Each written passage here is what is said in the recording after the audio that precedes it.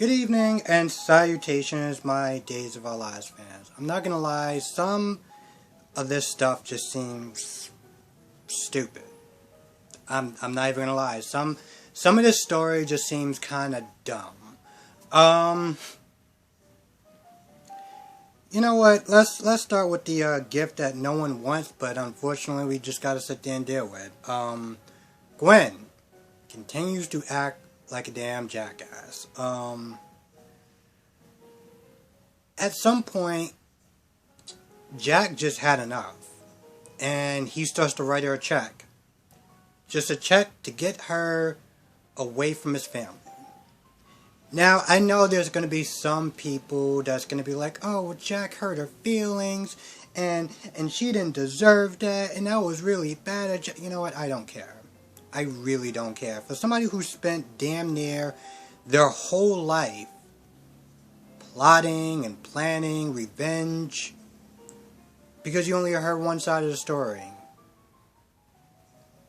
you get everything that you deserve. And I don't have an ounce of pity, an ounce of sympathy for this bratty POS of a character. I just don't. Of course, he writes her the check, and she's all like, "No, I don't want it because how much money did you give to your daughter for dance practices and school and dresses and everything else?" And she takes the check, and she pretty much rips it up she pretty much takes the check, balls it up, and throws it at him. And this is after she slaps him. I'm like, so we're just going full blown brat mode at this point. Full blown brat mode. And she goes back to the hotel. And like 20 minutes later, Chad shows up, and Chad's like, hey, by the way, you know that whole story that you was there telling about, how Abigail hit you? Yeah, I didn't see anything. I didn't see a damn thing. And he walks up to her, and he rubs some makeup off her face. And of course, at this point, Gwen is like, well, you're not going to hurt me because, you lose custody of your children, this, that, and the third. I mean, she is like just trying to be the worst aspects of a human being possible. Abigail walks in. And by the way, this is something else that just really kind of irked the living hell out of me. One second. So after, what's her name, Gladys? I'm not gonna lie, I don't remember Jennifer's mother's name. But after she finished telling her story, and she starts crying, and is all like, I'm sorry. And she gets a little sob thing going on. Abigail's like, no, it's okay, and she hugs her, and I was like, I'm sorry, what? What is... Okay, sure, you just heard the same story that we all just heard, and that's your answer. It's just, it's okay. I don't even have words for that. I really don't. So she hugs her. I can't get past that. She hugs her and she walks out, and Jennifer is upset. Okay, she's not angry, she's upset. There is actually a difference, I guess. And they talk for a little bit. At some point, Jack comes back, and Jennifer's like, you know what, you can deal with her and all of that. So she goes upstairs, and Jennifer's mother tells him the story. Now Jack has the appropriate reaction that I think that everyone in the room should have had. That's what I think. And he's livid, and he yells at her, and basically he's like, he says something about nature versus nurture. He's just livid. He's upset. He's yelling at her, and then Jennifer's mother is like, I'm sorry, and she walks off, and I'm just like, just go. Just go, because honestly, to tell you the truth, I can't stand the sight of you. So she walks off, and the thing is, I know that this, for some people, may come across as me being a dick. And that's fine. I can accept that. But what she did was just unbelievable. It wasn't the worst thing in the world, but it was pretty terrible, and it was pretty selfish. So it made me have no sympathy for her when she was sitting there sobbing. It was like, I guess that's supposed to give her 30 years back of all the misery and everything like that she had to endure. No. So yeah, she walks off, and Abigail, like I said, Abigail gets there. No, if I said that. So yeah, Abigail comes in Gwen's room and tells her the truth. And at first, Gwen is like, no, it's your dad's fault, and I don't like your dad, and I hate your dad, and I hate you, and just just full of hate and being all bratty, and I'm trying not to say the B word, but this thing is testing my damn patience. So yeah, Abigail tells her the truth, tells her the whole story, and then walks off. And Gwen takes a look at a photo or her phone or something, and she's like, is this whole story true? Or something like that. Is this whole thing true? And I'm sitting there thinking, I feel like even at the hospital when she was sitting there talking to Jack, and Jack was like, I didn't know, I had no idea. She just kept sitting there saying, you knew. Like, I felt like there was a small part of her that might believe her, like that it might have been plausible that he didn't know. But because she'd been carrying this anger, this resentment for so long, it's like, if she suddenly admitted the truth, she would really start to hate herself. Because Jack was like, your mother hated me, and she made you hate me. And she was like, well, I hate you. And I'm like, there's a small part of you that actually does believe him. But because you're so much of a grown-ass, immature,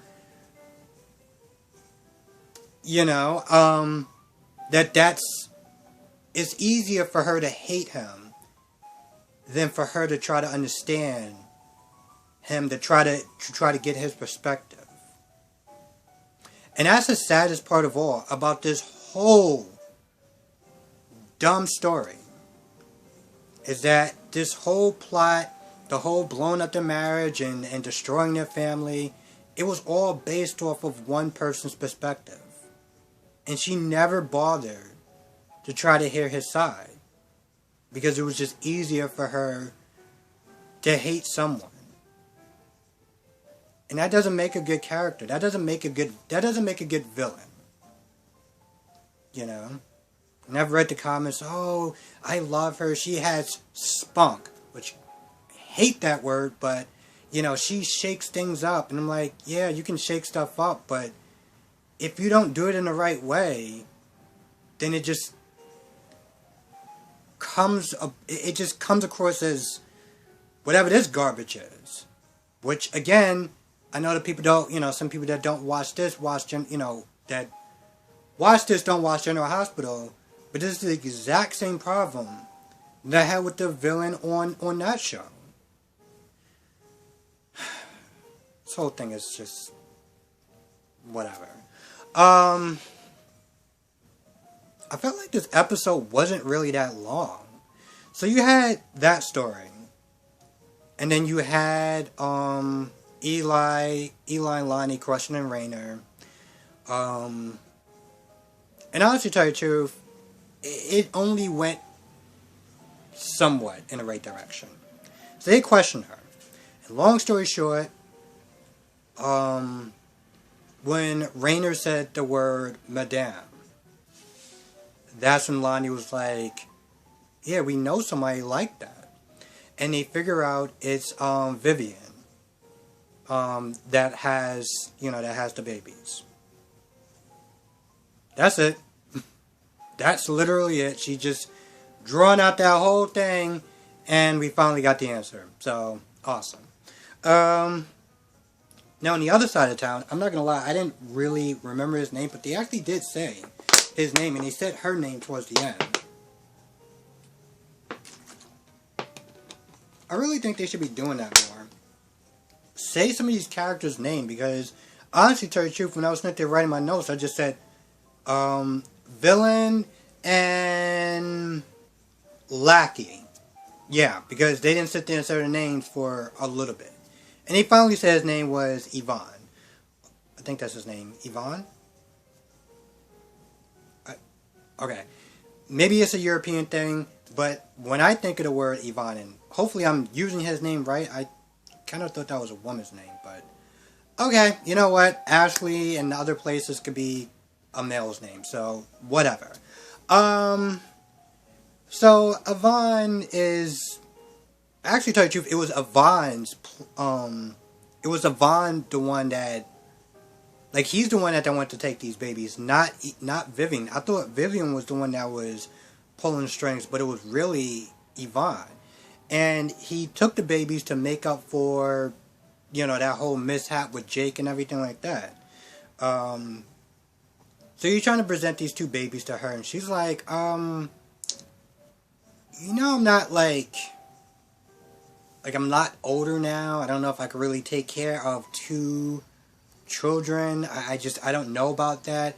But, you know, he convinces her that she can do it, and, you know, this is his way of atoning for her. So she looks at the babies and she smiles, and yeah, I guess she's gonna, you know, be taking in the babies or whatever. So yeah, let me see if I missed anything else. Yep, I think that's actually about it. I'm not gonna lie, I don't think I really missed anything. If I did, write it down in the comment section below. I don't even know if I got this guy's name right. Because at one point I wrote William, but I don't think that's right. So I guess his name, yeah, is Ivan. If I'm pronouncing that wrong, write it down in the comment section below. Also, I just had to cross my fingers until I could figure out a way where my comments, people who write comments, won't get deleted. So, I want to thank everyone who continue to write in comments, even though sometimes every now and then it magically gets erased because, well, YouTube is just stupid like that. Yeah, I'm not gonna lie, this story is, yeah. Gwen's story is just a headache, and it's so stupid. It's so dumb, and I hate saying that. I would love to actually turn this on and be like, oh, we got a great story today. Yo, this happened, that happened, this happened. It's like, nope. We got Gwen acting like a damn child because this is the best that they can come up with. I don't know. I gotta sit. You know, my whole thing is like when I do these reviews, and I'm gonna kind of just ramble for a minute. So if you want to cut it off, that's cool. When I do these reviews, there's times when I'm excited, and then there's other times when I talk about this character, and I'm just like, ugh, really? And I know that there's two other people that do also the reviews.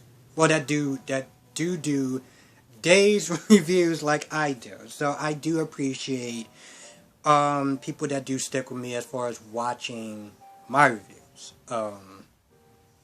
Brock TV is a little more calmer than I am.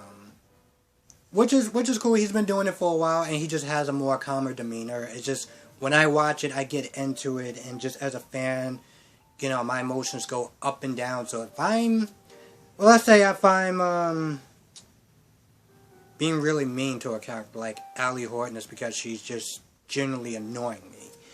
And, I don't pull punches. That's just how I do reviews. And with that being said, I want to thank everyone for watching my reviews when I'm being mean or, you know, whatever. So anyway, with that being said, thank you for watching. Be safe. You know, honestly, to tell you the truth, the review is actually only like 12 minutes long, and I just ramble for like an extra 2 minutes because didn't really seem like a long episode at all. It didn't really seem like a lot happened. Anyway, with that being said, I'm going to go. Thank you so much for watching. Be safe. Let me know what your thoughts are in the comment section below. I will catch everyone in the next review.